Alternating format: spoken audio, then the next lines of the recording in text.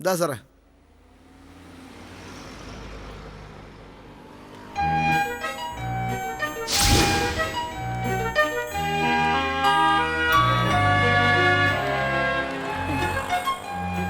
എടാ ധർമ്മ. ആ കുഞ്ഞമ്മ. എന്താ കുഞ്ഞമ്മ? എന്താ എടാ അവിടുത്തെ കാര്യങ്ങള്? അവൾ അവിടെ തന്നെ ഉണ്ടോ അതോ നിങ്ങളെല്ലാം കൂടെ അവളെ ഓടിച്ചോ? ഒരു രക്ഷയില്ല കുഞ്ഞമ്മ. അവൾ അമ്മയെ വളച്ച് കയ്യിലെടുത്തിരിക്കുക. ഇപ്പൊ ഞങ്ങള് പറയുന്നതിനൊന്നും അവിടെ ഒരു വിലയില്ല. അവള് വന്നേ പിന്നെ അമ്മയ്ക്ക് ഞങ്ങളെ കണ്ണെടുത്താ കണ്ടൂടാ. നീങ്ങി വന്നേ.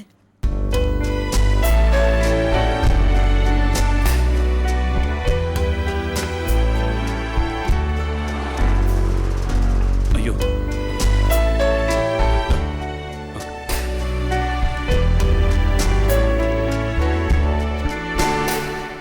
എന്താ കുഞ്ഞമ്മ? ഞാനൊരു സാധനം തരാം. എന്താ ഇത്? നിങ്ങളുടെ സങ്കടം കാണാൻ പറ്റാത്തതുകൊണ്ട് ചെയ്യുന്നതാ. ഇത് അവള് കഴിക്കുന്ന ഭക്ഷണത്തിൽ ചേർത്ത് കൊടുക്കണം. ഇതെന്താ സംഭവം? മന്ത്രവാദവാ. കുഞ്ഞമ്മയ്ക്ക് ഇതൊക്കെ അറിയോ? ഞാൻ ചെയ്തതല്ല, ചെയ്യിച്ചതാ. കല്യാണി കണ്ടുപിടിച്ച ആളാ. ഭീകരനാണെന്നാ പറയുന്നേ. ഇക്കാലത്തൊക്കെ മന്ത്രവാദം ഏക്കോ? ഓ, കല്യാണി പറയുന്ന ഓരോ അനുഭവം കേൾക്കണം, ഞെട്ടിപ്പോവും. ഇതൊരു പൊടിയാണ്. ഇത് അവളുടെ വയറിനകത്ത് ചെന്നാ പിന്നെ ഒരു ചൊറിച്ചിലങ്ങ് തുടങ്ങും. പിന്നെ അത് സഹിക്കാതെ ഇരിക്കുന്ന സ്ഥലത്തുനിന്ന് ഇറങ്ങി ഓടും.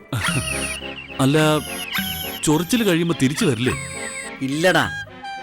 പിടിക്ക്. പിന്നെ ഇതിൽ ഭീമന്റെ കൈ എത്താതെ നോക്കണം. തീറ്റ സാധനം കണ്ട അവനെടുത്തങ്ങ് വിഴുങ്ങിക്കളയും. പക്ഷേ ആ കല്യാണിയമ്മ എനിക്ക് വിശ്വാസമില്ല. ആരോടെങ്കിലും പറയോ? പറഞ്ഞാലും നീ പേടിക്കണ്ട. ഇതിന്റെ നേർ പകുതി ഞാൻ അവിടെ എടുത്തു വെച്ചിട്ടുണ്ട്. അത് ഞാൻ അവക്കും മോക്കും കലക്കി കൊടുക്കും. അപ്പൊ ധൈര്യമായിട്ട് കൊടുക്കല്ലേ? നീ കൊടുത്തോടാ. കുഞ്ഞമ്മയല്ലേ പറയുന്നേ. കുഞ്ഞമ്മേ, കുറച്ചു മുമ്പ് ഞാൻ ചെറിയച്ഛനെ കണ്ടു. എനിക്ക് കണ്ടിട്ട് മനസ്സിലായില്ല. എന്തൊരു മാറ്റം! എന്റെ സ്വഭാവം അനുസരിച്ച് ബാക്കി പൊടിയും കൂടെ ഞാൻ അങ്ങേർക്ക് കലക്കി കൊടുക്കേണ്ടി വരുമെന്നാ തോന്നുന്നേ. വേറെന്തോ മനോവിചാരവാ. അല്ലെങ്കിൽ ഇങ്ങനെ മുടിയും കറപ്പിച്ച് പാൻറ് വിട്ട് നടക്കൂ? ഞങ്ങളൊന്ന് ഇടപെട്ടാലോ? വേണ്ട. നിങ്ങൾ ഇടപെട്ട എന്തെങ്കിലും ഒരു കാര്യം മര്യാദയ്ക്ക് നടന്നിട്ടുണ്ടോ? അത് ശരിയാ. അല്ല കുഞ്ഞമ്മ, ഇനി വയസ്സാം കാലത്ത് വല്ല പ്രേമം തുടങ്ങിയതാണോ? അതാ എനിക്കും തോന്നുന്നേ. ഓ, ഒരു വല്ലാത്ത പാട്ടുകളാ പാടുന്നേ. ഇതാർക്കായി കമ്പം തോന്നിയെന്നാ എനിക്ക് മനസ്സിലാവാത്തെ. ആ താമര ചെറിയച്ഛനോട് സംസാരിക്കാറുണ്ടോ? അവളെ സൂക്ഷിക്കണം. അവക്ക് പ്രായവും പകിട്ടും ഒന്നും ഒരു പ്രശ്നമല്ല. ആണായാ മതി. ഞങ്ങൾ 5 പേരും അനുഭവിച്ചല്ലേ. അവളല്ലടാ. പക്ഷേ അധികം താമസിയാതെ ഞാനത് കണ്ടുപിടിക്കും. കണ്ടുപിടിച്ചാ അങ്ങേരുടെ തല ഞാൻ അടിച്ചു പൊളിക്കും. പിന്നെ അതെവിടെ? ഇത് സൂക്ഷിക്കണം കേട്ടോ. എന്തെങ്കിലും കുഴപ്പം വന്നാ എന്നെ വിളിക്കണം. കല്യാണിക്ക് ഇതിന്റെ മറുമരുന്നും അറിയാം. എന്നാ കുഞ്ഞമ്മ പോട്ടേടാ. ശരി കുഞ്ഞമ്മേ.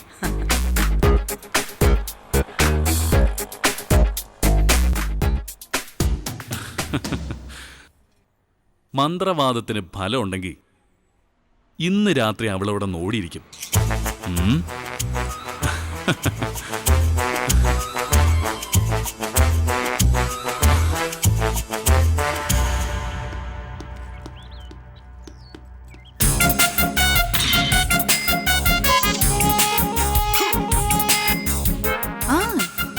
Okay okay okay by.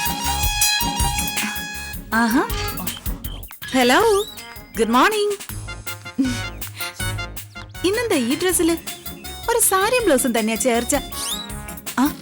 അന്നത്തെ തിരക്കിനിടയ്ക്ക് ഞാൻ പറഞ്ഞില്ലെന്നേ ഉള്ളൂ. നല്ല ഭംഗിയുണ്ടായിരുന്നു. ഞങ്ങളുടെ ഹോസ്റ്റലിൽ ഒരു ത്രേസ്യാമ്മ ഉണ്ടായിരുന്നു. നിലം തുടയ്ക്കാൻ വരുന്നതാ. കറക്റ്റ് അതേ ചായ. അയ്യോ, ദേഷ്യം വരുമ്പോ ശരിക്കും ത്രേസ്യാമ്മ തന്നെയാ. ദേ ഇതുപോലത്തെ മൂക്ക അവർക്കും. ഒരു തോക്ക് കയ്യിലുണ്ടെന്ന് കരുതി നീ ഒരുപാടങ്ങ് അഹങ്കരിക്കല്ലേ. ഞങ്ങൾക്ക് ആർക്കും നിന്നെ ഇഷ്ടമല്ല.